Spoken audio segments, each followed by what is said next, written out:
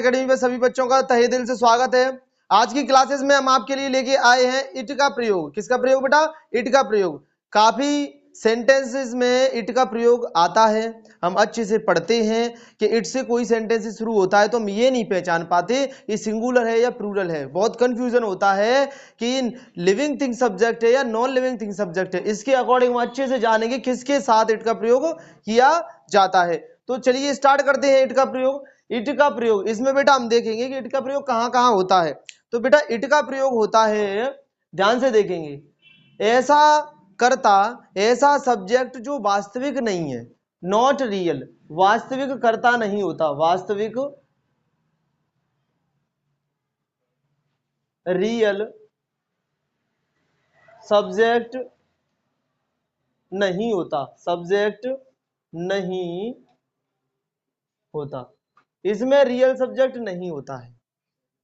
कैसे सर? हम कंफ्यूजन में अभी हमें पहचान नहीं पा रहे कि रियल सब्जेक्ट क्या होता है। कुछ एग्जांपलों के माध्यम से हम आगे जानेंगे, लेकिन सबसे पहले सर इसको कैसे पहचानेंगे कि हम इसमें इट का ही प्रयोग होगा।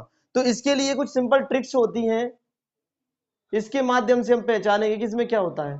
बेटा इट का प्रयोग सबसे पहले अगर महीने का नाम दिया है, वाक्य में महीने का नाम, महीने का नाम, कोई दिनांक दी है, कोई दिनांक दी है, कोई समय दिया है, टाइम दिया है, कोई ऋतु दी है, ऋतु, मौसम, जलवायु, अगर महीने का नाम, दिनांक, समय, ऋतु, मौसम, जलवायु, इस प्रकार के वाक्यों के बारे में बताया जा रहा है, इस प्रकार की कंडीशंस के बारे में बताया जा रहा है, उनको हम इट से शुरू करते हैं। और भी हम कुछ जानेंगे, जैसे कोई प्राकृतिक घटना हो गई, कोई भी घटना घट जाती है, जैसे कि आपदा आ गई, बाढ़ आ गई, तो बाढ़ के लिए क्या लगाएंगे? सूखा पड़ गया। इन ऐसी चीजों के लिए कोई प्राकृतिक घटना हो गई। कौन सी घटना हो गई बेटा?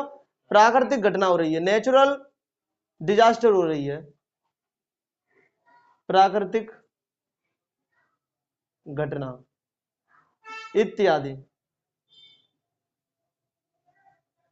इट बेटा वास्तविक रियल सब्जेक्ट नहीं होता, लेकिन एक सब्जेक्ट का काम करता है। किसका काम करता है? सब्जेक्ट का। यानी कि सब्जेक्ट का काम कैसे करेगा? ये कर्ता का काम करता है। कर्ता मतलब सब्जेक्ट का काम करता है। छोटी सी एक और बात बताना चाहूंगा मैं आपको कि इट हमेशा सिंगुलर होता है। इट क्या होता है? हमेशा सिंगुलर होता है, अपने साथ केवल सिंगुलर हेल्पिंग वर्ब लेता है। हाँ, इट हमेशा क्या होता है? सिंगुलर होता है। इट हमेशा एक वचन होता है, एक वचन। इसके साथ प्रेजेंट टेंस में, जी हाँ, प्रेजेंट टेंस में, प्रेजेंट टेंस में सिंगुलर हेल्पिंग वर्ब जैसे इज या हैज, ईटीसी, इस प्रकार से हेल्पिंग वर्ब ही यूज होंगी। जी हाँ, इज या हैज प्रेजेंट में ही यूज होगी। अगर पास्ट में जाएंगे तो बेटा केवल और केवल वॉज, केवल और केवल वॉज, और फ्यूचर में जाएंगे बेटा तो विल, ही यूज करेंगे, यूज करेंगे। कुछ एग्जाम्पलों के माध्यम से हम क्लियर करते हैं, अच्छे से समझते हैं। एग्जाम्पल जैसा कि आपकी स्क्रीन पर सामने मैं लिख रहा हूं, ध्यान से देखेंगे। जैसा कि मुझे याद है अच्छे से कि मेरे हाथ में घड़ी है। जैसे मैं पूछता हूं कि घड़ी में समय क्या है, मैंने पूछा समय क्या है, सिंपल सा। ये क्या वाला है, इसलिए आपके लिए थोड़ा सा टफ लगेगा। उस लेवल को हम दूसरे एग्जाम्पल और दूसरी वीडियो पार्ट में हम पढ़ेंगे, लेकिन एक सिंपल सा देता हूं।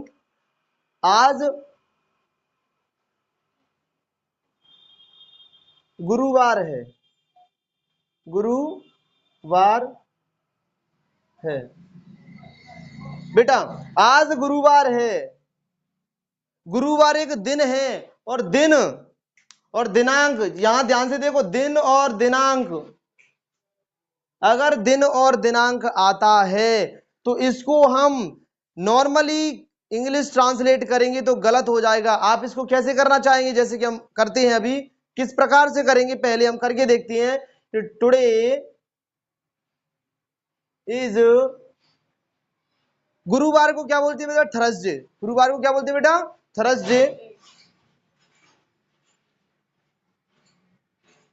अगर इस प्रकार से हम चेंज करेंगे तो बेटा ये गलत हो जाएगा। क्या हो जाएगा, गलत हो जाएगा। रीजन क्या है, रीजन जानते हैं हम। रीजन ये बेटा, ये कोई भी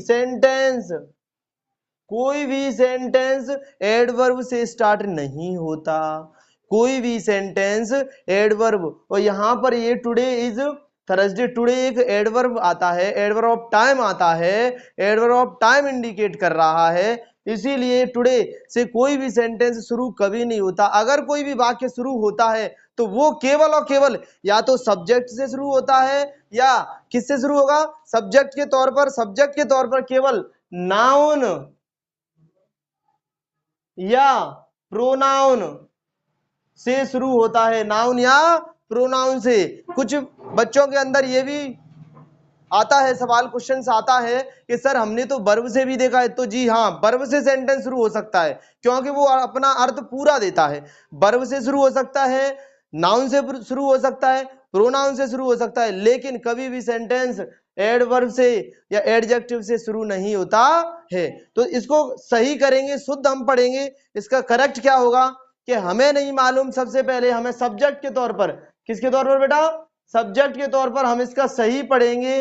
सबसे पहले सब्जेक्ट मानेंगे इट। क्या मानेंगे बेटा, इट, क्योंकि हम टेंस को वेरीफाई करेंगे। पीछे दिया है बेटा है, पीछे क्या दिया है से आपको मैंने बताया, अगर प्रेजेंट टेंस में है, प्रेजेंट टेंस में सिंगुलर होता है तो हमेशा उसके लिए क्या यूज करते हैं, इज यूज करें। क्या यूज करेंगे बेटा, इज यूज करें, क्योंकि सिंपल है इसलिए इज यूज करेंगे। इट इज, और क्या है बेटा, गुरुवार है, गुरुवार को थर्सडे कहते हैं। क्या कहते हैं बेटा, थर्सडे। और कब है बेटा, आज है। तो ये एडवर्ब ऑफ टाइम है कि आज के बारे में बता रहे हैं, तो ये पीछे जाएगा। कहां जाएगा बेटा, पीछे। Are you understand. फिर से एक बार देखिएगा, इट का प्रयोग वास्तविक रियल सब्जेक्ट में नहीं होता। रियल सब्जेक्ट अगर होता है तो उसका नाम लिखती हैं, जैसे राम बाजार जाता है तो राम की जगह राम ही लगेंगे, लेकिन ऐसे इसमें रियल सब्जेक्ट होता ही नहीं है। इसमें महीने का नाम दिया होगा शुरू में, अगर कोई दिन दिया होगा, कोई समय दिया होगा। जैसे एक और एग्जांपल हम करते हैं, अभी 4 बजे हैं, 4 बजे हैं बेटा, समय के बारे में बात हो रही है अभी। तो आप नाउ से स्टार्ट करोगे, वही सेम प्रोसेस करोगे, गलत हो जाएगा। इसको भी हम इट से ही शुरू करेंगे कि इट है लगाए तो it is 4 o'clock, it is 4 o'clock now, it is 4 o'clock now. Are you understand. एक बार ध्यान से देखिएगा, पढ़िए। इसकी प्रैक्टिस में नेक्स्ट वीडियो में लेके आ रहा हूं आपके लिए, ध्यान से देखिए। अगर कोई भी प्रकार की, किसी भी प्रकार की दिक्कत आ रही है, हम नेक्स्ट वीडियो में डिस्कस करते हैं, एग्जाम्पलों के माध्यम से और अच्छे से इसको समझते हैं। ठीक है, जब तक क्लियर नहीं होगा सो अनुसार शांत नहीं होगा। धन्यवाद, राधे राधे।